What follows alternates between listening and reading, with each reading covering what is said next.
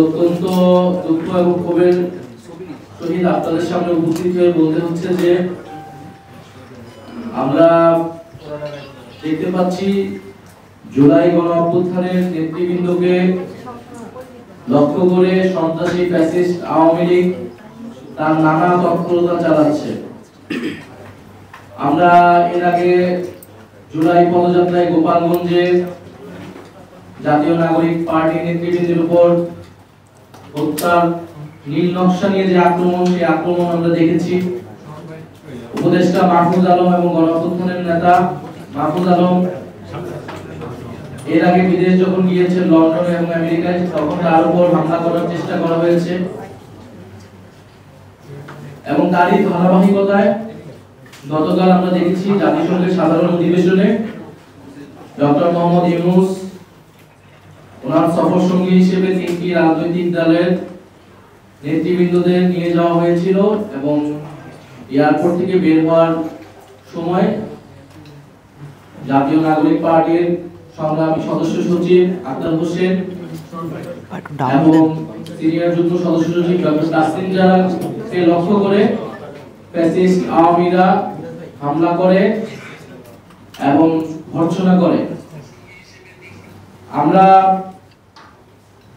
সার্বিক বিষয় পর্যালোচনা করে বলতে চাই যে ক্রমাগত হামলা, ষড়যন্ত্র এবং অপতৎপরতা চলমান রয়েছে, সরকারের পক্ষ থেকে উপযুক্ত কোনো ব্যবস্থা আসলে নেওয়া হয়নি। যখন মাহফুজ আলমের উপরে উপদেষ্টা মাহফুজ আলমের উপর আক্রমণ হয়েছিল, তখন আমরা বলেছিলাম যে গণ অভ্যুত্থানের নেতৃবৃন্দদেরকে টার্গেট করা হচ্ছে এবং এই ঘটনাগুলোর সাথে প্রশাসনের বিভিন্ন কর্মকর্তা জড়িত।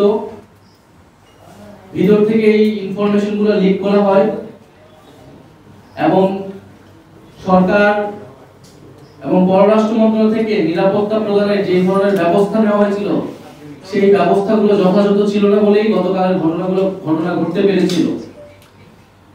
ফলে আমরা এর নিন্দা এবং প্রতিবাদ জানাচ্ছি এবং সরকার এবং পররাষ্ট্র উপদেষ্টার কাছে জবাবদিহিতা চাইছি যে সরকার তার সফর সঙ্গী হিসেবে ডক্টর ইউনূস তার সফর সঙ্গী হিসেবে রাজনৈতিক নেতৃবৃন্দদের নিয়ে গেলেন, সেখানে আমাদের যাওয়ার কথা ছিল না। প্রধান উপদেষ্টা ডক্টর মোহাম্মদ ইউনূসের আহ্বানে আমরা রাজি হয়েছিলাম। সেখানে তাদের সম্পূর্ণ নিরাপত্তা এবং সম্মান নিশ্চিত করার দায়িত্ব ছিল সরকার এবং প্রশাসনের, সেটি করতে তারা ব্যর্থ হয়েছে। দ্বিতীয়ত, এটি কোনো বিচ্ছিন্ন ঘটনা নয়। আওয়ামী লীগ, ফ্যাসিস্ট আওয়ামী লীগ যে নানা তৎপরতা দেশে এবং বিদেশে করতেছে, দেশকে অস্থিতিশীল করা, গণ অভ্যুত্থানের নেতৃবৃন্দ, শহীদ পরিবার এবং আহতদের লক্ষ্য করে তাদের আক্রমণ করা, সাইবার জগতে তাদের নিয়ে নানা নেতিবাচক এবং প্রোপাগান্ডা ছড়ানো, এই সকল কিছু যে চলমান রয়েছে তারই ধারাবাহিকতা হিসেবে গতকালকে ঘটনাকে দেখতে হবে। ফলে সরকারের পক্ষ থেকেও যে বিচার নিশ্চিত করার বিষয়টা আমরা বারবার বলে আসছি, সেই জায়গায় দুর্বলতা আছে দেখেই আওয়ামী লীগ এত তৎপরতা করার সুযোগ পাচ্ছে।